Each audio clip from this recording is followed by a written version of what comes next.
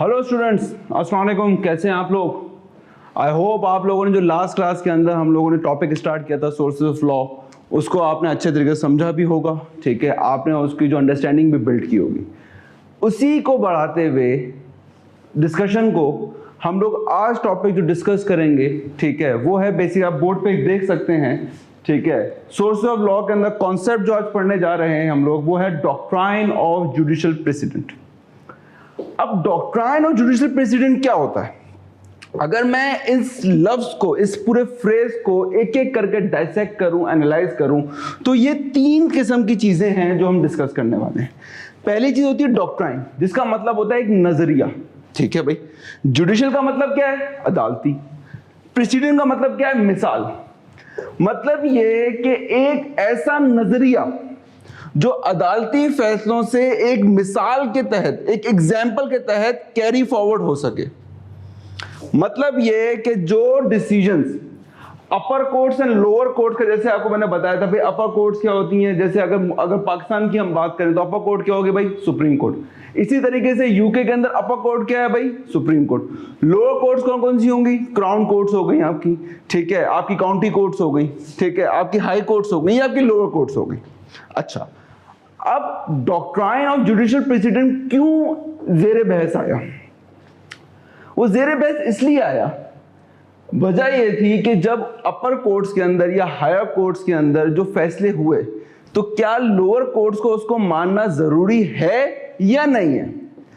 तो ऐसा होने लग गया कि भाई हाई कोर्ट अलग चल रहा है, काउंटी कोर्ट्स अलग चल रही हैं, क्राउन कोर्ट्स अलग चल रहे हैं, सुप्रीम कोर्ट अलग चल रही है। हर बंदा अपने अपने फैसले कर रहा है। तो गोरे ने क्या डिसाइड किया? गोरे ने कहा देखो ऐसा नहीं होगा कि हर बंदा अपनी मर्जी से फैसला करना शुरू कर दे। What they have decided, they have designed a concept, a doctrine, a नजरिया। What is that? It is about judicial precedent. मतलब ये कि भाई जो अपर कोर्ट का डिसीजन है वो लोअर कोर्ट्स के ऊपर लागू होगा। ये वाइस वर्सा नहीं है, ये सिंगल वे है। किस तरीके से? टॉप टू बॉटम ये चीज तो फॉलो की जाएगी। कैसे? सुप्रीम कोर्ट ने एक ऑर्डर दिया, ठीक है, वो हाई कोर्ट पे भी इंप्लीमेंटेड है, क्राउन कोर्ट पे भी है, ठीक है, मजिस्ट्रेट की अदालत में भी है, हर जगह इंप्लीमेंटेड है। तो क्या मजिस्ट्रेट, क्राउन कोर्ट, काउंटी, इनके डिसीजंस उनके ऊपर लागू हैं? ऐसा नहीं है, क्योंकि टॉप टू बॉटम जरूर है, बॉटम टू टॉप नहीं है। वो इस उनके डिसीजंस को, ठीक है, उनके ऑर्डर्स को कंसीडर जरूर कर सकते हैं अपनी ऑर्डर लिखने के लिए, अपना डिसीजन देने के लिए, लेकिन उनके ऊपर ये चीज बिल्कुल भी इंपोज नहीं की जा सकती कि आपने लोअर कोर्ट का फैसला जो है वो अपहेल्ड करना है, मतलब कंटिन्यू रखना है, ऐसा नहीं है। लेकिन अगर एक प्रेसिडेंट सेट है, एक मिसाल सेट है अपर कोर्ट्स के अंदर, और वैसे ही कोर्ट केस के अंदर, लोअर कोर्ट के अंदर एक ऐसा फैक्ट आया, एक ऐसा केस आया जिसकी बेसिस के ऊपर ऑलरेडी डिसीजन दिया हुआ था सुप्रीम कोर्ट ने, या आप कह लें अपर कोर्ट ने डिसीजन दिया हुआ था, वैसा ही केस, मिलता जुलता केस, ठीक है, वो लोअर केस में आया, ठीक है, लोअर कोर्ट में आया, सॉरी, ठीक है। अब क्या करेंगे? जो ऑलरेडी डिसीजन दिया हुआ है उसकी रोशनी के अंदर, in the light of that decision, जो लोअर कोर्ट है वो अपना डिसीजन मेकिंग, अपना ऑर्डर प्रोसेस उस तरीके से करेंगे। अच्छा, अब जो डॉक्ट्राइन ऑफ जुडिशियल प्रेसिडेंट है वो इस तरीके से डिजाइन किया गया है कि कंसिस्टेंसी रहे किसके साथ? कानून के साथ, लॉ के साथ। पहली चीज। दूसरी चीज ये है कि भाई बहुत ज्यादा इंपॉर्टेंट पार्ट है किस चीज का? लीगल सिस्टम का। इसके अलावा 4 तरीकों की चीजें देखी जाएंगी इस डॉक्ट्राइन ऑफ जुडिशियल प्रेसिडेंट को समझने के लिए। पहली चीज है प्रोपोजिशन ऑफ लॉ। मतलब ये कि भाई फैक्ट्स इतने नहीं मायने रखेंगे। क्या मायने रखेंगे? जो लीगल प्रिंसिपल कह रहा है, जो कानून कह रहा है, वो इंपॉर्टेंट है। जो आपके फैक्ट हैं, फैक्ट मतलब इन सेंस द केस जो आप परस्यू कर रहे हो, ठीक है, क्या उसके अंदर लीगल क्या वर्डिक्ट आ चुका है उसके अंदर, वो मायने रखेगा। आपका केस स्पेसिफिकली इस बेसिस के ऊपर जज नहीं किया जाएगा इसमें फैक्ट्स क्या थे, ठीक है, इसके अंदर आई वुड से कि क्या कंटेंट था इसके अंदर, ठीक है, क्या मटेरियल था इसके अंदर, ये चीज फॉलो नहीं की जाएगी। आपको जो केसेस के अंदर जज किया जाएगा वो लीगल प्रिंसिपल्स के ऊपर किया जाएगा, पहली चीज। दूसरी चीज वर्ड है भाई रेशो डिसाइडेंडी, ये एक लैटिन वर्ड है, ठीक है। तो ये कहते हैं कि भाई आपने जो कुछ भी डिसाइड करना है वो रोशनी के अंदर डिसाइड करना है कि भाई अगर लीगली कोई चीज चैलेंज हुई भी है, ठीक है, जैसे आप नोट्स में देख सकते हैं कि भाई इसका मतलब क्या है कि लीगल रीजनिंग जो है उस कोर्ट के पीछे क्या थी, क्या सोच थी, क्या नजरिया था, किन बेसिस के ऊपर वो कोर्ट डिसीजन आया, आपको उसको इवैल्यूएट करते हुए करना है। उसको हम क्या नाम देंगे, रेशो डिसाइडेंडी। हम एक एक करके इसको डाइसेक्ट करेंगे। अभी तो सिर्फ हम डिस्कस कर रहे हैं कि भाई डॉक्ट्राइन और जुडिशियल प्रेसिडेंट के अंदर क्या चार चीजें हैं जिसकी बेसिस के ऊपर हम ये कहेंगे कि हाँ भाई हम इस नजरिए को, अदालती नजरिए को हम फॉलो करेंगे, मिसाल बनाएंगे। कब? इन चार चीजों को देखते हुए, ठीक है भाई। तीसरी चीज है भाई कंपेरेबल मटेरियल फैक्ट। कोई ऐसा चीज है जो आप कंपेयर कर सकते हैं, मतलब केस ए को केस बी के साथ अगर आपने इवेल्युएट करना है कि देयर इज सम सिमिलैरिटी, कोई ऐसी चीज है, कोई सिमिलैरिटी है, कोई रिजेम्बलेंस है जिसकी बेसिस के ऊपर मैं ये कहूं कि हाँ भाई ये केस और वो फलाना केस सिमिलर है, ठीक है। चौथी चीज क्या है, सुपीरियर स्टेटस। सुपीरियर स्टेटस का मतलब ये है कि अगर एक चीज ऑलरेडी डिसाइडेड है अपर कोर्ट्स के अंदर तो वो basically chain of command follow होंगी आपकी लोअर कोर्ट्स के अंदर। तो अभी तक हम लोगों ने क्या डिस्कस किया भाई, जुडिशियल प्रेसिडेंट का डॉक्ट्राइन क्या होता है, ठीक है, नजरिया क्या होता है अदालती, जिसको हम मिसाल बनाएंगे आगे। जिसमें पहली चीज हमने डिस्कस ये की कि भाई ये डिजाइन इस तरीके से होता है ताकि लॉ में कंसिस्टेंसी रहे। दूसरी चीज, ये एक इंपॉर्टेंट पार्ट है लीगल सिस्टम का।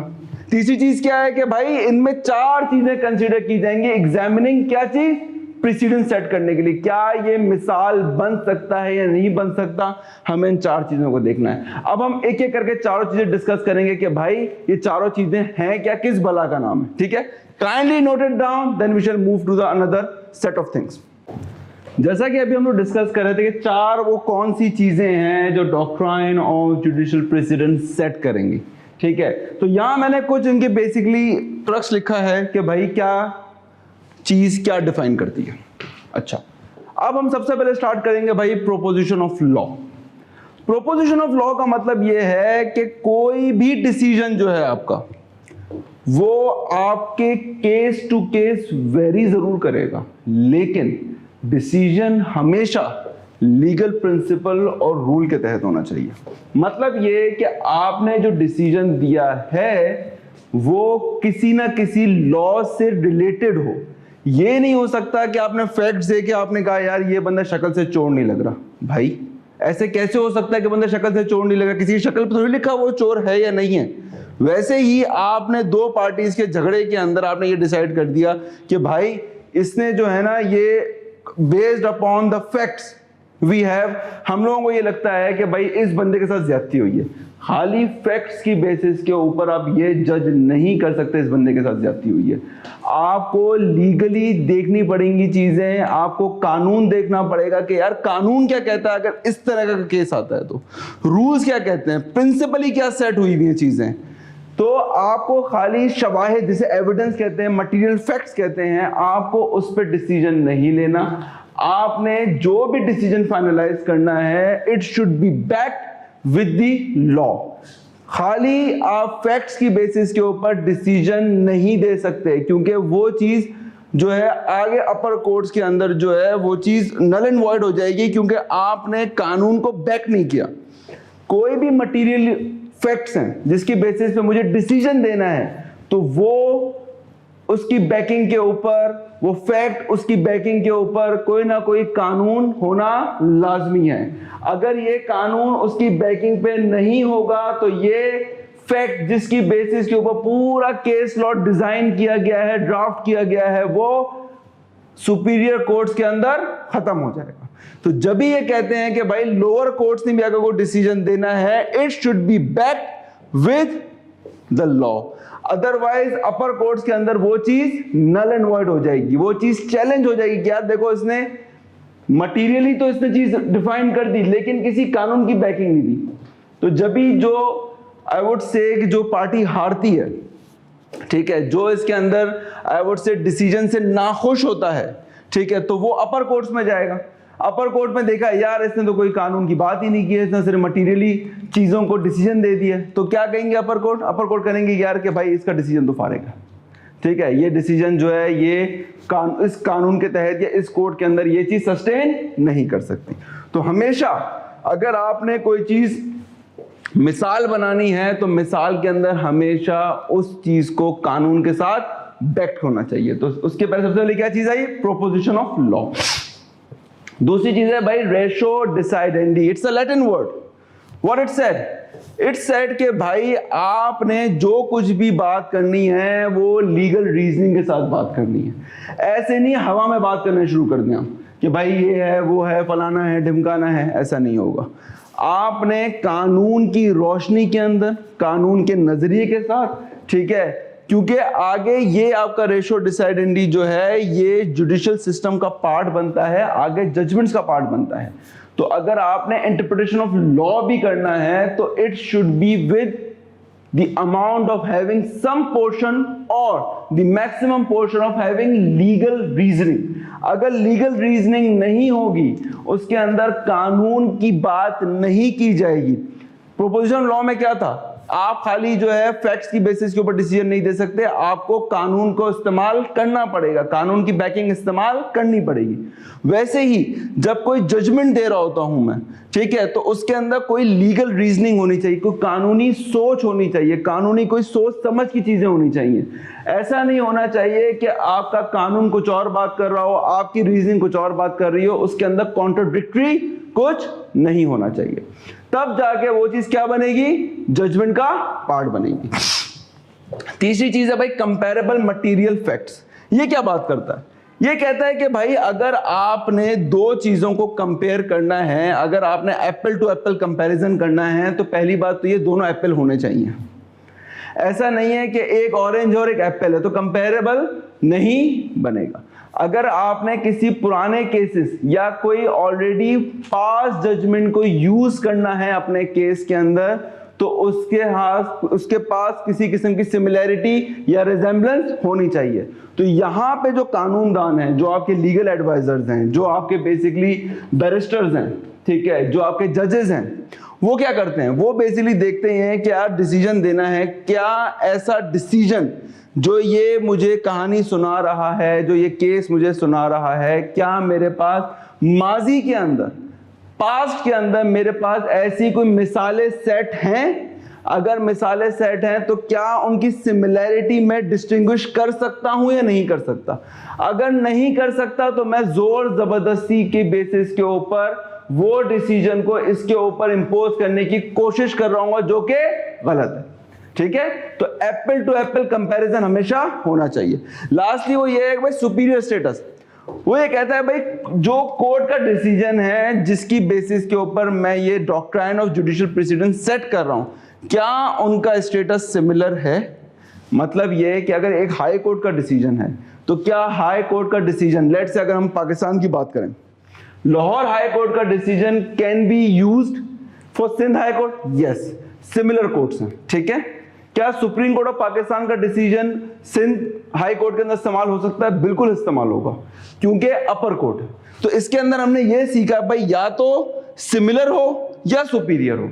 डिसीजन बाइंडिंग कराने के लिए आप ये नहीं कह सकते कि भाई एक कराची हाई कोर्ट का डिसीजन जो है, बेसिकली कराची कोर्ट का डिसीजन, सिटी कोर्ट जिसे कहते हैं, ठीक है, उसके डिसीजन को मैं लागू करना शुरू कर दूं सिंध हाई कोर्ट के डिसीजन के ऊपर, पॉसिबल नहीं है।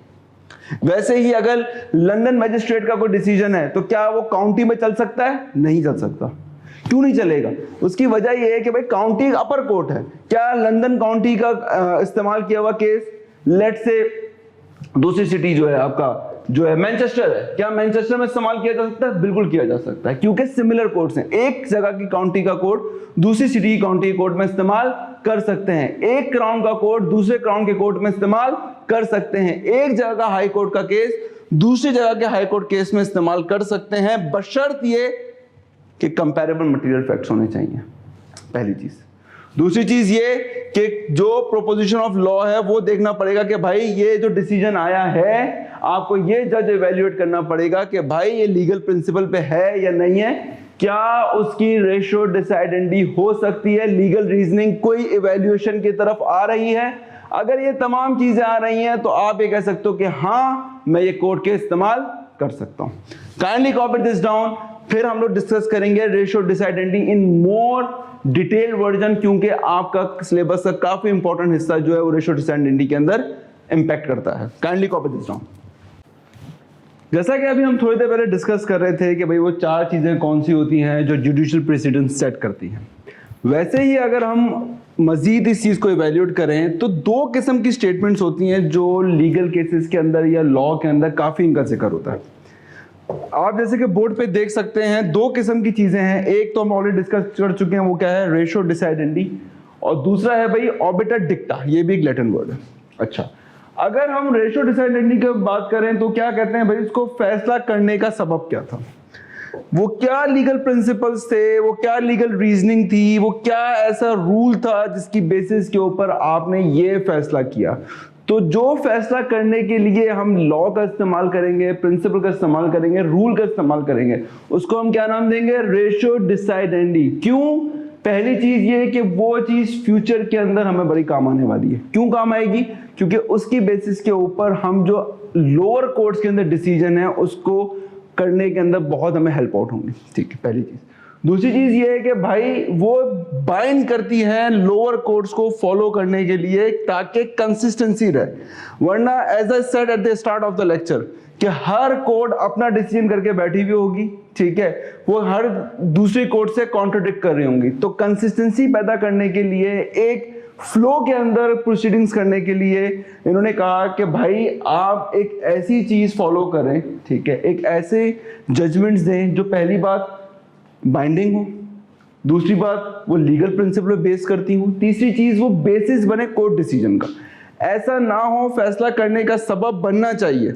सिर्फ ये नहीं होना चाहिए कि भाई हम लोग एक सिर्फ डिस्कशन करके बैठ जाएं, हमसे मटेरियल फैक्ट्स पे बात करते रहे, हम लीगली कोई बात ना करें।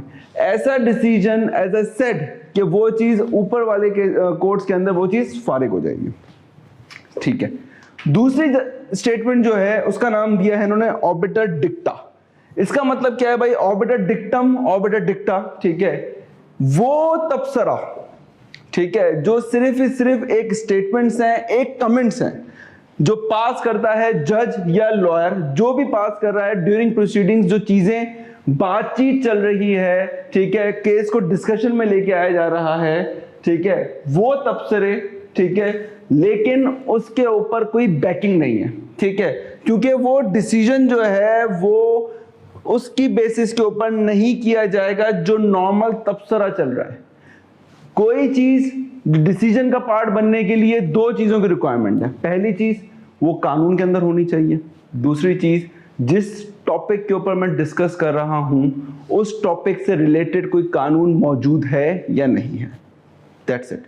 मैं नॉर्मली अगर अलिफ लैला की कहानी सुना रहा हूं, रोमियो जूलियट की कहानी सुना रहा हूं, लैला मजनू की कहानी सुना रहा हूं, जिसका मेरे केस से कुछ लेना देना नहीं है, ठीक है, तो वो चीज डिसीजन का पार्ट नहीं बनेगी। उसको क्या कहते हैं हम लोग, ऑबिटर डिक्टा या ऑबिटर डिक्टम। क्या सर हर तबसरा जो है वो गैर मशरूत होगा, गैर मजबूत तबसरा होगा? ऐसा नहीं है। अगर मैं एक लेट से किताब के ऊपर डिस्कस कर रहा हूं कि भाई ये एसीसी की किताब है, ठीक है, अब मुझे जो डिसीजन देना है वो एसीसी किताब पे देना है, लेकिन इससे रिलेटेड इस किताब को समझने के लिए मैं बहुत सारी चीजों का इस्तेमाल करूंगा। भाई कैसे कि भाई इसमें पेपर कौन सा इस्तेमाल हुआ है, ठीक है, इसमें राइटर कौन था, ठीक है, इसका पब्लिशर कौन था, ठीक है, ये बुक कब पब्लिश की गई, कितने टाइम के लिए पब्लिश की गई, ठीक है, तो ये डिस्कशन जो है ये भी ऑबिटर डिक्टा होगा। अब ये जज की डिस्कशन है, ठीक है, कि क्या ये तमाम तबसरे को डिसीजन का पार्ट बनाएगा या नहीं बनाएगा। जो चीज डिसीजन का पार्ट बन गई उसको क्या कहेंगे, रेशियो डिसाइडेंडी। क्यों? वो चीज डिसीजन का पार्ट बन गई, वो बाइंडिंग हो गया, अब वो बेसिस बन गई कोर्ट केसेस के लिए। जो नॉर्मल तबसरा था, ठीक है, ऑल्दो उसकी नोटिंग हुई भी होगी लेकिन वो डिसीजन का पार्ट नहीं बना, उसको सिर्फ कहा गया कि भाई ये तो गैर मजबूत तबसरा है, इसको हम डिसीजन का पार्ट नहीं बना सकते। उसका क्या नाम दिया? ऑर्बिटर डिक्टा। पहली बात ये मेयर स्टेटमेंट है, कमेंट पास बाय द जज है, नॉट बाइंडिंग है, लेकिन परसुएसिव नेचर का है। आप इसको जो है वो बेस बना सकते हो, परसुएट कर सकते हो, इंपोज नहीं कर सकते। रेशो डिसाइडेंडी बाइंडिंग है, ये बाइंडिंग नहीं है। इसको आप इस्तेमाल कर सकते हो, बशर्त ये कि सिर्फ उससे मैं ये चीज इवेल्युएट कर लूं कि हाँ यार ये बात कहना क्या चाह रहा है, दैट्स इट। लेकिन मैं इसको ये नहीं कह सकता यार इसकी बेसिस पे डिसीजन दो, ये तो तबसरा हुआ था। तो मैं कहूंगा कि भाई तबसरा हुआ था तो क्या ये डिसीजन का पार्ट बना, ये रेशो डिसाइडेंडी बना? मैंने कहा नहीं यार ये तो रेशो डिसाइडेंडी नहीं बना, तो ये तो भाई ऑर्बिटर डिक्टा हुआ ना फिर, क्योंकि आपने नॉर्मल डिस्कशन किया है, सिर्फ तबसरा किया है। अगर वही तबसरा मेरे डिसीजन का पार्ट बन गया, मेरे ऑर्डर के अंदर लिखा गया, तो वो क्या बन जाएगा? रेशो डिसाइडेंडी। अगर नहीं बन सका किसी वजह से तो वो क्या कहलाएगा? ऑर्बिटर डिक्टा। अच्छा भाई, पहली दूसरी बात ये, तीसरी बात सॉरी, ये बेसिस नहीं बनती कोर्ट डिसीजन के अंदर, ठीक है? हेल्प करता है लीगल रीजनिंग के लिए, अंडरस्टैंडिंग ऑफ द फैक्ट्स के लिए, लेकिन ये it's just a mayor statement और कमेंट्स पास बाय द जज और लॉयर, ठीक है? तो काइंडली इसको कॉपी करें, ठीक है? अब हम आगे मजीद डिस्कस करेंगे कि भाई क्या चीज किस तरीके से हम लोगों को जो फैक्ट्स हैं, ठीक है, या जो अपील्स हैं उसको किस तरीके से आगे लेके चलेंगे। Kindly copy this down, then we shall move to another set of discussion.